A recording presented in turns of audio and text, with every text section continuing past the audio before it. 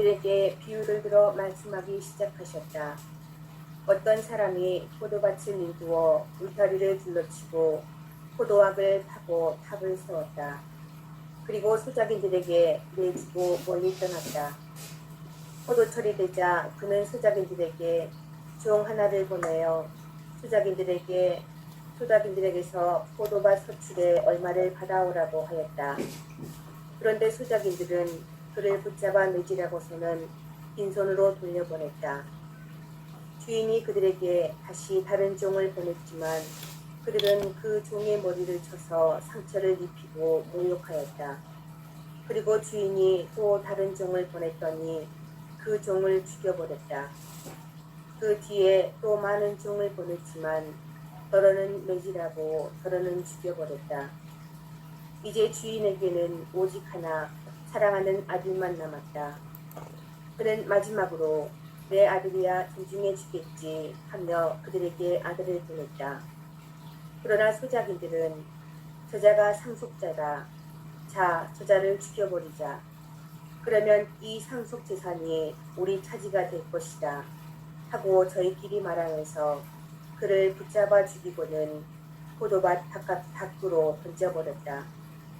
그러니 포도밭 주인은 어떻게 하겠느냐.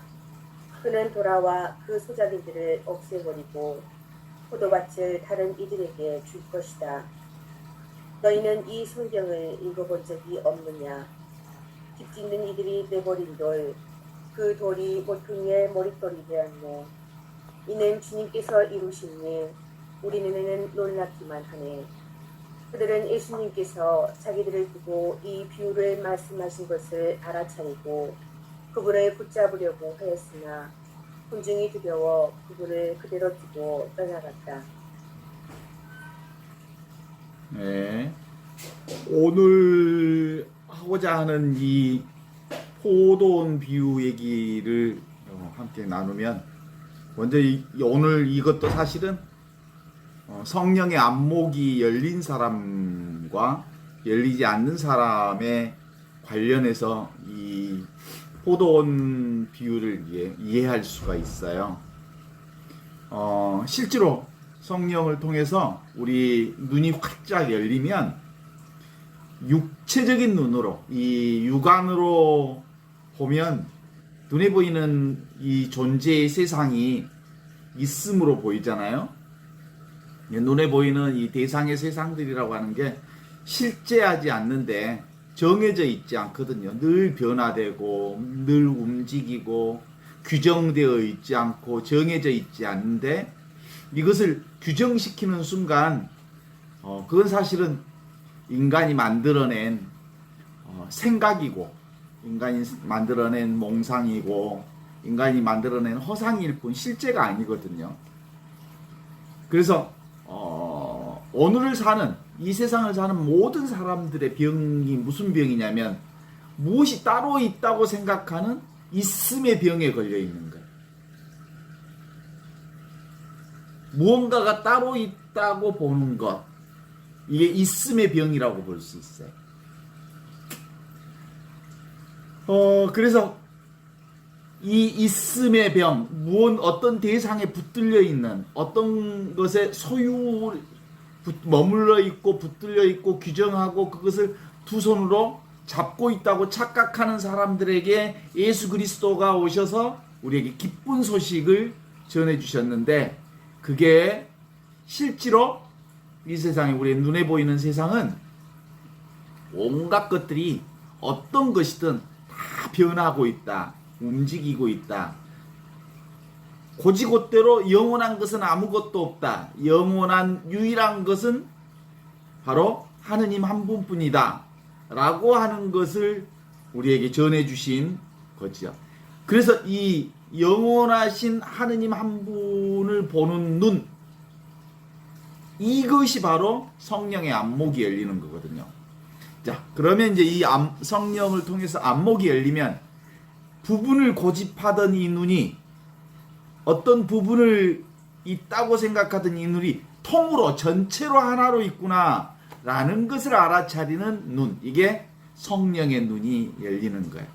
그러니까 그동안 우리는 어떤 부분을 고집하다가 성령의 안목이 확 열리면 부분이 따로 있지 않고 전체 하느님 그분이 계시는구나. 그게 바로 하느님과 둘이 아닌 나로서 살고 있구나라는 것이죠.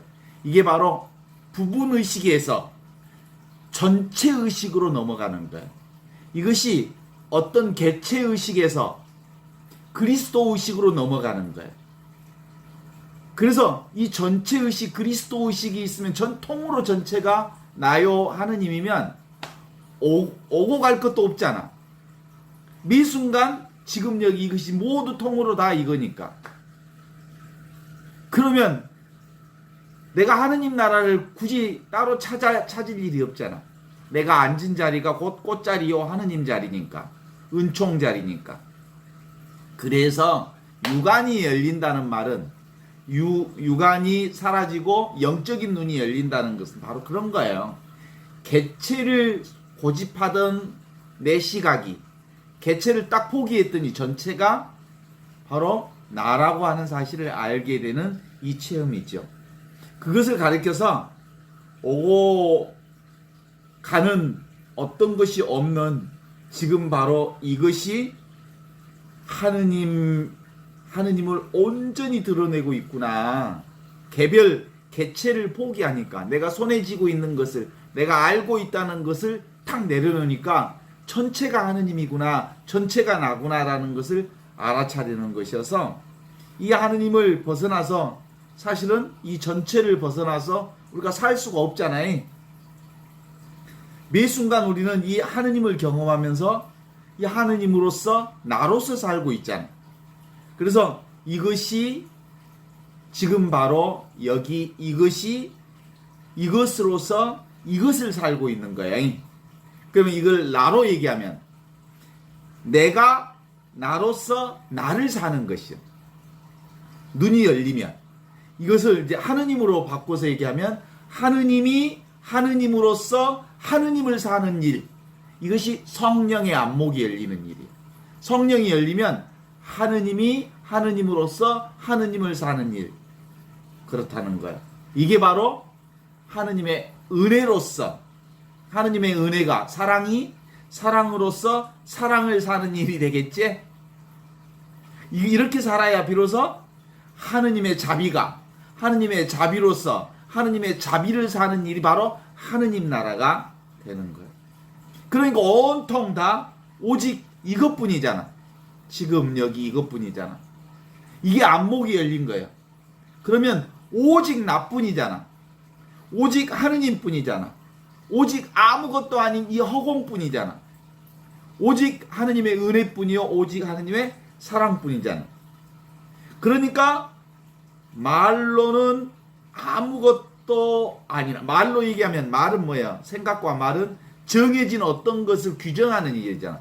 그래서 이 하느님 나라는 언어로서 말로서 생각으로서 정할 수 없는 나라, 규정할 수 없는 나라, 딱 이것이라고 말할 수 없는 나라, 이것뿐이라고 하는 게 바로 성령의 안목이 열리는 거거든요. 이 안목이 열리면 비로소 대상에 대한 경험이 아니잖아요. 이건 따로 어떤 대상에 대한 경험이 아니어서 대상과 전혀 상관없는 이 하느님, 나, 하느님의 사랑, 이것을 보는 눈, 이게 바로 성령의 안목이 열리는. 그러니까 오늘 이제 비유, 포도원 비유를 통해서 우리에게 말하는 것을 이제 이런 관점에서 보면 이 포도원 비유가 눈에 확 들어와요. 봐요. 예수께서 비유로 말씀하시는데 어떤 사람이 포도원을 하나를 만들어서 울타리를 치고 포도원 집을 짜는 망대를 세웠다는 거예요. 그리고 나서는 그것을 소작인들에게 주고 멀리 떠나갔다고 전하면서 이제 이 얘기를 시작해요. 포도원 철이 되자 주인이 포도원에 도저를 받아오라고 종 하나를 보내는 거야. 그랬더니 소장인이 어떻게? 소장인에게 종 하나를 보냈더니 소장인이 종을 붙잡아다가 때리고 빈손으로 돌려보냈다는 거예요. 이게 첫 번째. 두 번째로, 그래서 다시 주인이 도저를 받아오라고 다른 종을 보냈어. 그랬더니 이 소작인이 그 종도 머리를 쳐서 상처를 내고 모욕을 주고 내보내버렸어. 그래서 다시 주인이 도저를 받아오라고 또 다른 종 하나를 소작인에 보냈더니 그 소작인의 반응이 어떻게 나오냐면 이번에는 그 종을 죽여버렸어. 그래서 또다시 주인이 이번에는 다시 도저를 받아오라고 더 많은 여러 명의 종을 도저로 보냈어. 도저를 받아오라고. 그랬더니 소작인이 어떻게 했어? 그 종을 더러는 때리고 더러는 죽이기까지 하였다라고 전하고 있어. 그래서 이 주인이 이번에는 마지막으로 내 사랑하는 아들, 나의 그 유일한 아들을 도저를 보내달라고 아들을 보낸 거야. 그러면서 이 사람들이 내 아들이 알아보겠지 하고 보냈는데 세상에 만상에 소작인들이 또 그 외아들까지 뭐라고 하냐면 저놈은 상속자다. 주인의 상속자다. 저놈을 때려 죽여버리고 이 포도원을 우리가 차지하자. 우리 것으로 만들어버리자. 그리고 서로 짜고는 그 외아들, 사랑하는 주인의 외아들을 죽이고 그 외아들을 포도원 밖으로 던져버렸다. 라는 비유를 얘기하면서 자 이렇게 했으니 말이지 포도원 주인이 앞으로 어떻게 했을 것 같니? 라는 질문을 해요. 주인이 돌아서서 소작인들 다 없애버리고 포도원을 다른 사람들에게 넘기겠지요. 너무 당연한 얘기 아니에요? 도저를 받으러 보낸 종들마다 때리고 죽이고 외아들까지 때려 죽였으니 소작인을 바꾸지 않겠어요? 라고 얘기한 거예요. 그러면서 너희 성서에 어떻게 기록되어 있느냐? 집 짓는 자들이 버린 머릿돌이 모퉁이의 머릿돌이 되었네 라는 성경 말씀이 있지 않더냐? 주께서 하시는 일이라 놀랍게만 보이네 라고 얘기를 하면서 이 비유를 통해서 당대에 예수님 당대의 율법학자, 대사제, 원로들이 애아들을 죽이고 십자가에 못 박아 죽이고 팽개칠 거라는 사실을 애언했다고 생각하고 그 사람들이 자기들을 두고 하는 말씀인 줄 알고 예수를 잡으려 했으나 군중들이 무서워서 예수를 두고 떠나갔다라는 말씀을 하거든요. 그러면 이제 이 포도원 비유를 통해서 우리가 한번 보자면 그러는 거예요. 이 포도원 비유는 솔직하게 얘기하면 너무나도 잔인하잖아. 비유 자체가 너무나도 잔인하잖아. 도저받으러 보낸 사람들을 때려 죽이고 그것도 여러 차례, 그것도 여러 사람들, 그리고 외아들까지 때려 죽였으니 우리가 들은 이 비유야말로 너무나도 잔혹하고 살벌하고 피비린내 나는 이 얘기 아니에요? 이거 무슨 얘기를 하려고 하는 거냐면 바로 둘이 아닌 하느님 나라, 안목이 열리면 비로소 볼 수 있는 나라, 그 안목이 열리지 않는 사람들이 무슨 짓을 하는지, 육안으로 세상을 보는 사람들이 무슨 짓을 하는지, 따로 존재한다고, 세상이 따로 존재해서 이것은 내 것, 이것은 내가 벌어먹고 있으니까 내 것, 이것은 내 사람, 이것은 내 것, 이것은 내가 가질 것, 이렇게 소유욕으로, 물질욕으로 세상의 물질을, 세상의 재산을, 재물을, 사람을 따로 있다고 보는 사람들이 얼마나 못된 짓을 하는가를 보여주는 비유라고 말할 수 있는 거예요. 그렇죠? 그러니까 나와 여러분과 우리 모두는 누구요?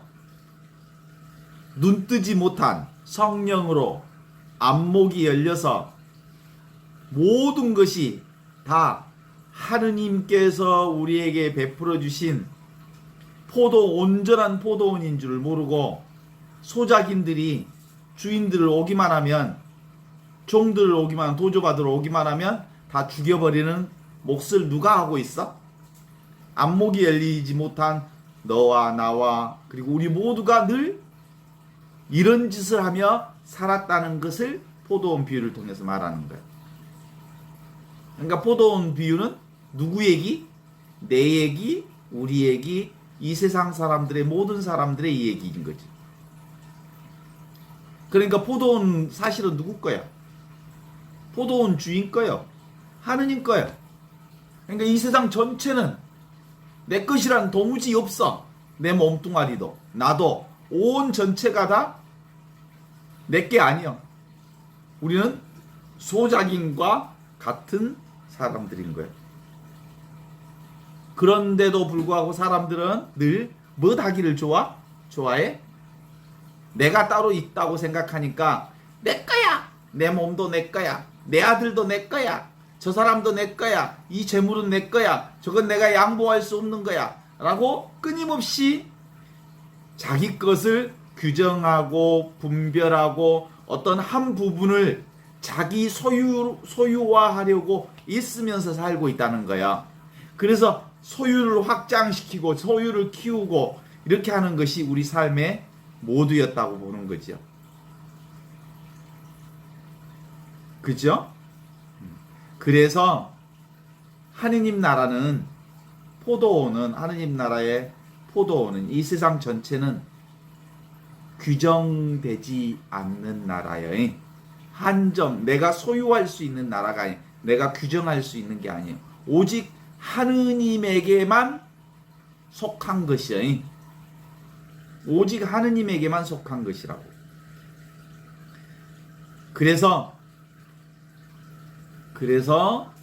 내 거라고 고집하는 순간, 이것이 내 거라고 규정하는 순간, 따로 어떤 부분을 집착하는 순간, 어떤 부분을 잡고 있는 순간, 어떤 것을 내가 애착을 가지고 있는 순간, 그것은 전체가 아닌 부분에 매여 있게 되는 거죠.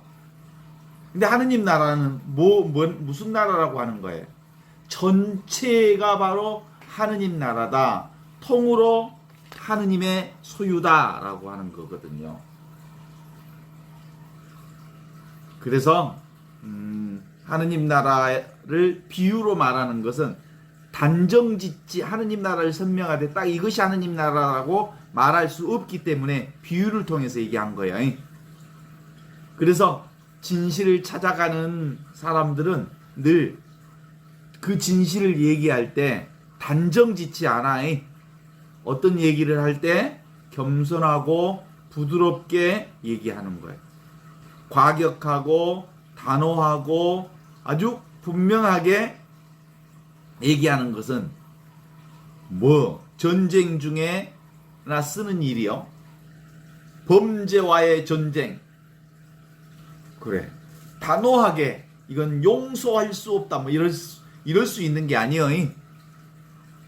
그래서 이제 이 포도원의 비유를 통해서 있는 그대로 그냥 들여다보면 무슨 얘기예요, 사실은.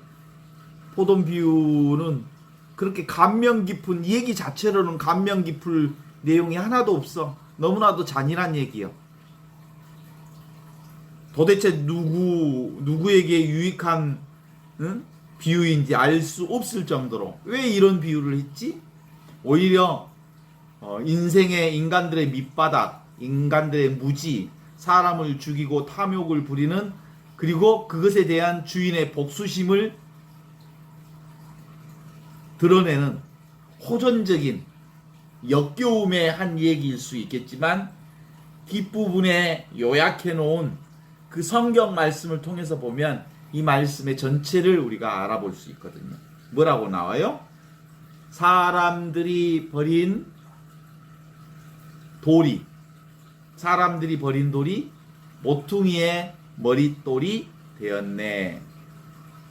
그러니까 소작인들이 죽인 아들이 새 역사를 만드는 어떤 상황이 된 거예요.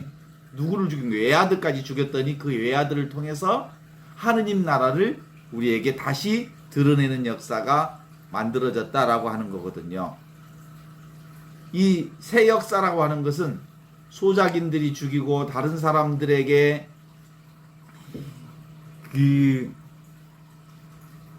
농장을 맡기는 것, 이게 그런 거잖아요. 소작인들, 이 사람들이 애아들까지 죽인 사람들이잖아요. 자기 탐욕으로. 그래서 다른 사람들에게, 안목이 열린 사람들에게 이 농장을 주는 거예요. 다시 하느님의 소유라는 것을 아는 사람들에게 그 농장을 주는 거란 말이죠. 우리는 죽음과 죽임은 나쁘고 삶과 살림은 좋다는 것은 우리 생각일 뿐이지. 그죠? 죽음이나 죽임 없이 삶과 살림이라고 하는 것이 있을 수 없는 거란 말이에요. 어제 어떤 사람의 등에 이렇게 써져 있는 영어 그 표시 글이 있어서 봤는데 뭐라고 써요? No pain, no gain이라고 써졌더라고. 그게 무슨 뜻이냐면 no pain, 고통 없음, 그것이 no gain, 얻음 없음, 이런 뜻이거든요.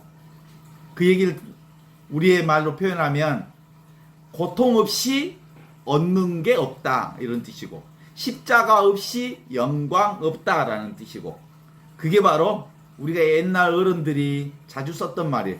눈물의 빵을 먹어보지 못한 사람은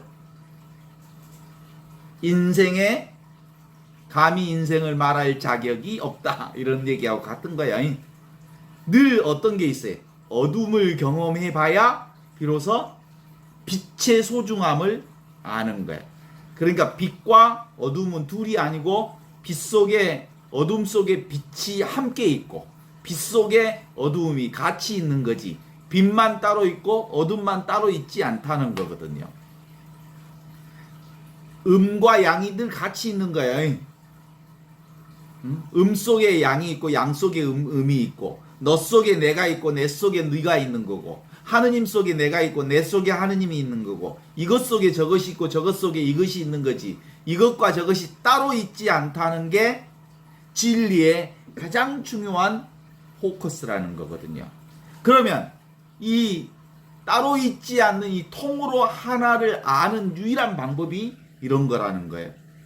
생각을 멈추면, 생각은 뭐예요? 부분을 고집하는 거잖아요. 무엇이 따로 있다는 것을 고집하는 게 생각이잖아요. 분별하는 거잖아요. 그게 머리로 하는 거잖아요.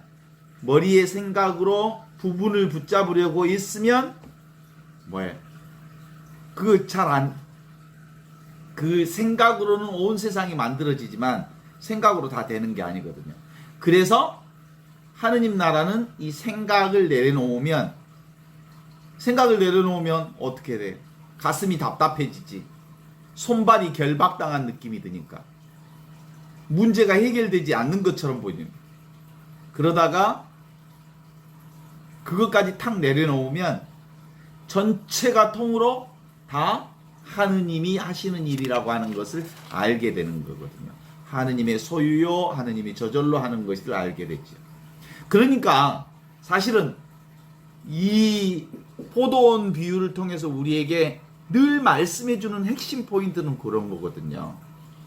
인간의 눈으로 보면 이토록 소유 욕심에 갇혀서 내 것 하다가 이 사람 죽이고 저 사람 죽이고 이 사람 죽이고 저 사람 죽이고, 그래서 파괴를 만들어내지만 그걸 통으로 내려놓으면 온통 하느님께서 우리에게 열린 세상을 우리에게 내려주셔서 은총과 축복의 세상을 선물해 주신다는 거거든요. 그러니까 성령의 안목이라는 게 뭐예요? 부분을 포기하면 전체가 통으로 내 것이 된다, 하느님 것이 된다, 이런 뜻이에요. 그래서 성령의 안목이 열린 사람은 성령으로 사는 사람은 무슨 사람? 열린 사람이. 자기를 고집하지 않는 사람이. 나만을 고집하지 않는 사람이. 오픈 마인드. 늘 오픈 마인드를 가진 사람, 그가 바로 성령의 사람인 거죠. 부분을 자꾸 붙잡고 있으니까 전체가 안 보이는 거지. 우리 그 비유를 많이 들었던 비유를 알 수 있을까요? 봉사, 코끼리 만지기 식의 삶을 살아해. 봉사가 코끼리 만들면서 뿔을 만들면서 그리고 코를 만들면서 다리를 만지면서 배를 만지면서 다 자기마다 각각 다른 생각을 해. 그런데 그 부분 만지기를 포기하면, 부분을 고집해. 내가 뿔을 만들면, 코끼리 뿔을 만들면서 상아를 만지면서 이것이 전부라고 막 얘기하면 그건 틀린 거잖아. 그것만 딱 내려오면 뭐예요? 전체가 통으로 이것임을 알게 되는 거거든요. 부분 만지기를 스톱하면 전체가 코끼리인 줄을 알게 되는 것, 그런 거야. 저절로 보고 저절로 깨닫게 되는 것. 그냥 가만히 있기만 하면 모두가 다 전체로 하느님의 은혜요 축복의 세상이 열려 있다는 걸 아는 것. 가만히 내가 어떤 부분을 잡으려고 포기하면, 그거 잡는 것을 내려놓기만 하면 이것이, 보고 있는 이것이 그것이고, 듣고 있는 이것이 그것이고, 만지고 있는 이것이 하느님이고, 그리고 일상생활 전체가 하느님의 은총이고 사랑이라는 것을 알게 되잖아요. 어떤 사람이 잠자고 있는데 아이가 그릇을 빵 찼더니 그게 뭐야? 뭘 찬 거야? 전체가 그거요. 아이가 그릇을 빵 차는 그 소리가 어디서 들리는 거야? 여기서 들리는 거야. 그러니까 일상생활 전체가 다 하느님의 은총과 축복인 줄을 아는 거란 말이지. 그래서 근본적으로 어떤 부분을 잡으려고 애쓰고, 부분을 고집하려고 애쓰고, 부분의 생각에 머무르면 놓쳐버리는데, 그걸 내려놓으면 전체가 본래 있던 이것인 줄 알게 되는 것. 이게 무슨 뭐라고요? 이게 성령의 안목이 열리는 거고, 내가 부분을 고집하는 그 과정 속에서 우리는 누구를 죽여? 끊임없이 하느님께서 우리에게 도전을 받아오라고 심부름시키는 하느님의 사자들을 다 죽여버리는 거예요. 내 생각이 하느님의 사자를 죽이는 거예요. 하느님의 심부름꾼들을. 그것이 사람으로, 그 심부름꾼들이 사람으로 나타나기도 하지만, 어떤 것을 집착하고 그것을 내 것으로 소유하는 순간 하느님의 생명력이 점점 축소된다는 거잖아요. 그래요. 알려는 마음을 내려놓고, 그래, 알려고 한다는 거 무엇에 집착한다는 거예요? 어떤 부분에 집착한다는 거예요. 하느님을 알려고 예를 써. 그럼 뭐예요? 하느님을, 전체인 하느님을 부분으로 보려고 애쓴다는 말하고 같아. 그러니까 하느님이, 전체인 하느님이 붙잡아지겠어? 안 잡히지. 그러면 안다고 하는 것도 무엇을 안다고 하는 거잖아요. 모른다고 하는 것도 어떤 무엇을 모른다고 하는 거잖아요. 그러니까 하느님은 알 수도 모를 수도 없는 거예요. 대상이 아니니까 이해할 수도 이해될 수도 없는 거지. 그래서 이 하느님의 안목이 열린다는 건 근본적으로 어떤 것을 잡기를 포기하는 것, 알려는 것을 포기하는 순간 전체가 하나로 이것이다. 그것은 오늘 포도원 비유를 통해서 얘기한 것처럼 자기 소유라고 고집하는 것, 그것이 하느님의 종들을 죽이는 결과를 가져왔다는 자각을 한다면 우리가 따로 무엇을 내 거라고 소유하는 것, 생각하는 것, 분별하는 것, 망상하는 것만 내려놓으면 모두 다 삶 전체가 하느님의 은혜와 축복인 줄 알아요. 근데 실제로는 뭐가 더 어려워? 내 마음대로 붙잡아져? 내 마음대로 다 이해가 돼? 내 마음대로 다 그것을 알 수 있어? 실제로는 알려고 하지만 알 수 있는 것이 없어. 붙잡으려고 하지만 붙잡아지지 않아. 그래서 부분을 포기하면 전체가 다 그리스도의 사랑이다 라고 하는 것을 알게 되는 거거든요. 붙잡으려고 하는 것을 포기하는 순간 내 마음의 소음이 사라지고 내가 어떤 것을 규정하려고 애를 쓰지 않으면 자기 생각이 사라지고 저절로 전체로서의 하느님의 사랑이 내 안에 쑥 들어온다고 하는 사실이 얼마나 놀라운 일인지 몰라요. 그것이 오늘 복음이 하고자 하는 얘기 중에 중요한 포인트거든요.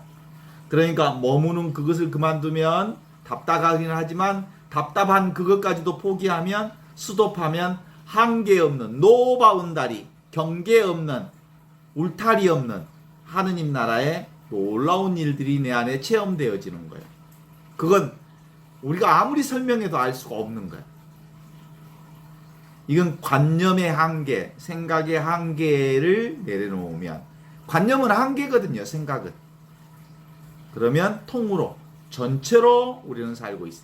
그러니까 우리는 근본적으로 전체로 살고 있는 거지 늘 부분으로 살고 있지 않거든요. 그러니까 부분인 내 몸뚱아리로 살고 있는 게 아니라 뭘로? 전체인 하느님의 눈으로 살고 있는 거거든요.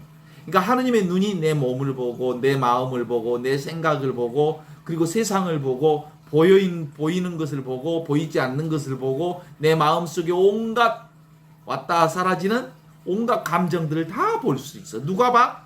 하느님이 봐. 슬픈 감정도 기쁜 감정도 애로운 감정도 또는 온갖 절망도 기쁨도 다 누가 보냐면 이 하느님의 눈이 지켜보고 있는 거거든요. 그러니까 따라서 나 아닌 게 이것 아닌 게 있을까 없을까? 모두 다 이것으로 보니까 이 하느님의 눈으로 보니까 내가 바로 그 하느님의 눈이니까 나 아닌 게 없잖아. 온 세상이. 그리고 온 세상은 다 변화되는 것이어서 그냥 인연 따라 살아가면 되는 거예요. 오면 오는 대로 가면 가는 대로. 이게 뭐 어떻게 사는 거예요? 열린 나로 사는 거예요. 열린 존재로 사는 거예요. 열린 존재로 사니까 걸림이 있을까 없을까? 없어. 그냥 온통 전체가 이 하느님의 길이여. 그래서 하느님이 뭐라고 그래? 길이요 진리요 생명이라고 그랬잖아요. 그래서 하느님은 길이 없는 것 같은데 길이요. 문이 하나도 없지만 온 천하가 문이요. 그래서 문 없는 문이 하느님이고 길 없는 길이 하느님이고 사실은 구체적으로 사랑을 잡으려고 하면 그 사랑이 없지만 통으로 전체로 하느님의 사랑이요. 무엇인가가 따로 하느님의 사랑이 있다고 그러면 그런 사랑은 하느님의 사랑이 아니요. 은혜가 아닌데 은혜 아닌 게 없어. 축복이 아닌 게 없어. 자비가 아닌 게 없어. 사랑 아닌 게 없어. 그래서 지금 여기 이것이 활짝 열려 있기 때문에 끝간데 없이 통으로 다 열린 존재로 사는 것이거든요. 죽으면, 그러면 여기 듣고 있는 여러분들은 죽으면 어디로 가요? 통으로 열려 있는데 갈 데가 어디가 있어? 이것이지. 죽으면 따로 갈 데가 있어? 천당을 가? 천당이 따로 있겠어? 연옥이 따로 있겠어? 통으로 전체로 열린 존재로 사는데 안목이 열리면, 성령의 안목이 열리면 천당이 따로 없는 거야. 지옥이 따로 없는 거야. 연옥이 따로 없는 거야. 그러면 진짜로 성령이 이렇게 확 열리면 죽었다가 언제 우리가 다시 무엇으로 다시 태어난 윤회가 따로 있어? 그런 게 없어. 나는 원래부터 전체로 살고 있었고 그 전체가 바로 우주가 곧 나였기 때문에 나는 어디로 가거나 어디에 있거나 그러지 않아. 어디에 있어 그럼? 지금 여기 있잖아. 그럼 하느님 나라가 어디요? 지금 여기 이 자리가 하느님 나라잖아. 지금 여기 이 자리가 하느님 나라 꽃자리잖아. 이게 전부잖아. 그래서 안목이 열린다는 말은 어느 장소에 공간에 붙들려 있거나 어떤 시간에 붙들려 있거나 나라고 고집하거나 너라고 고집하거나 어떤 이름에 한정 짓거나 어떤 부분을 이렇게 세팅하거나 그런 게 아니라는 거예요. 그런 게 없고 통으로 전체로 이것이기 때문에 그래서 뭐예요? 지금 여기가 최고의 순간이요. 지금 여기가 최상의 공간이요. 지금 내가 천상천하 오직 한 사람 나밖에 없는 거고 오직 이것밖에 없다는 것이 바로 그런 이름이야. 이렇게 부분에 사로잡혀 있던 내가 이 부분에서 내려놓으니까 어떻게 된다고요? 전체가 된다라고 하는 것이 바로 하느님 체험 중에 최고의 체험이라는 거예요. 그러면 그렇게 그 소작인들처럼 내 것을 고집하면서 힘쓰게 이 사람 저 사람 죽이고 이 사람 저 사람 고통스럽게 하고 이 사람 저 사람 상처 내지 않고 내 인생 힘들고 고집스럽게 살지 않으면서 온통 하느님 나라의 은혜와 축복을 사는 거다. 이게 바로 포도원 비유를 통해서 우리가 보는 거죠. 그러니까 전체가 바로 하느님 나라여서 내가 경험하는 하느님 나라가 따로 있다고 하면 그 하느님 나라일까 아닐까? 지만 경험하는 하느님 나라가 따로 있다면 그건 하느님 나라가 아니, 따로 있는 나라가 아니니까. 이것은 전체가 다 드러나면 하느님이라고 할 것도 없어. 내가 전체 안목이 열렸다면, 성령의 안목이 열렸다면 이 안목도 따로 없어. 눈이 열렸다는 것도 따로 없어. 그냥 이것일 뿐이지. 그래서 이 하느님의 눈을 뜬 사람들은 있는 것처럼 말하면서 동시에 있는 것처럼 말하는 이것을 내려놔야 돼. 하느님 나라가 있는 것처럼 말하지만 그 있는 것처럼 말하는 그것을 내려놓으면 통으로 전체가 이거라는 것을 알게 되죠. 있으면 안 돼. 무언가가 따로 있으면 그것은 하느님 나라가 아니야. 따로 있으면, 따로 있으면. 그럼에도 불구하고 온통 우리 인간들은 어떻게 살아? 있음의 병이 걸려서 있음의 병으로 살아. 이 있음이 없으면 죽을 것 같아. 그래서 뭔가를 쥐어야 돼. 뭔가를 내 것으로 취해야 돼. 뭔가를 내 울타리 안에 가두어야 돼. 그러니까 그 짓을 하니라고 인생살이가 너무 힘들어. 그러니까 다 놔둬버려. 그러면 전체가 이 하느님의 소유권 안에, 사랑권 안에, 은총권 안에 들어간다는 거지. 뭔가 있다고 말하는 순간 그건 따로 두고 있음을 말하는 것이어서 그러는 순간 그것에 붙잡혀버려. 내가 사랑하는 사람이 따로 있어 하는 순간 나도 모르게 그 사람에게 내 마음이 붙들리고 말아잉. 그래서 나도 없고 너도 없고 세상도 없지만 너무나도 분명하게 전체로서 이렇게 살아가고 있다고 하는 사실을 알면 이게 바로 하느님 나라의 놀라운 은혜 가운데 사는 것이어서 우리 그 얘기 들어봤잖아요. 하느님께서는 모든 것을 합하여 선을 이루신다고 그러셨잖아요. 그러면 모든 것을 합한다는 말은 뭐냐면 부분을 합해서 전체를 이루시는 분이 하느님이시다라는 뜻이거든요. 그러면 하느님께서는 모든 것을 합하여 선을 이루신다고 그랬는데 선이 따로 있다고 생각하면 그건 틀린 말이에요. 선이 따로 있다 그러면 악이 따로 있는 거지. 그죠? 그래서 하느님이 말하는 이 선은 선과 악의 선이 아니고 전체를 이룬다고 하는 그 사실을 선을 이루신다라는 말로 표현하고 있는 뿐이죠. 그러니까 전체도 따로 있는 게 아닙니다. 하느님도 따로 있는 게 아닙니다. 은총도 따로 있는 게 아닙니다. 선도 따로 있는 게 아닙니다. 은혜도 따로 있는 게 아닙니다. 자비도 따로 있는 게 아닙니다. 그럼 어떻게 있어? 전체가 은혜요, 은총이요, 축복이요, 하느님이요, 나라고 하는 것을 얘기하는 게 바로 이 안목이 열린 사람의 세상 보는 눈인 거예요. 나를 보는 눈이고 이게 바로 성령의 안목으로 보는 눈이거든요. 따로 정해진 바가 없다라고 하는 것을 사자성어로 뭐라 그래? 무유정법. 무유.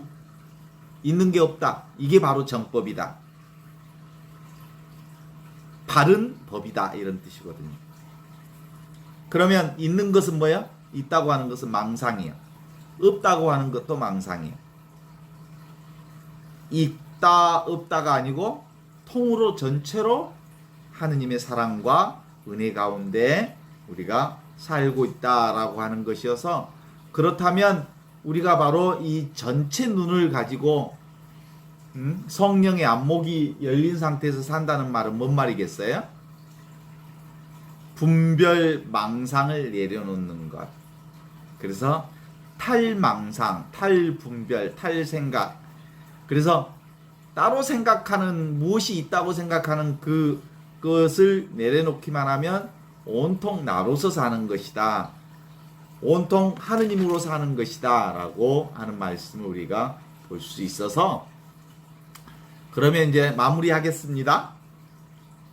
집 짓는 사람들이 버린 돌 모퉁이의 머릿돌이 되었네.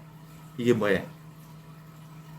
끊임없이 집 짓는 사람으로 사는 것. 집 짓는다는 것은 부분을 그리고 소유하기를 그리고 생각으로 사는 사람들이 그것을 내려놓기만 하면 버리기만 하면 통으로 전체로 하느님 나라임을 알게 되는 거거든요. 그 부분이 모퉁이의 머릿돌이 되어서 전체의 집을 짓게 된다 이 말이에요.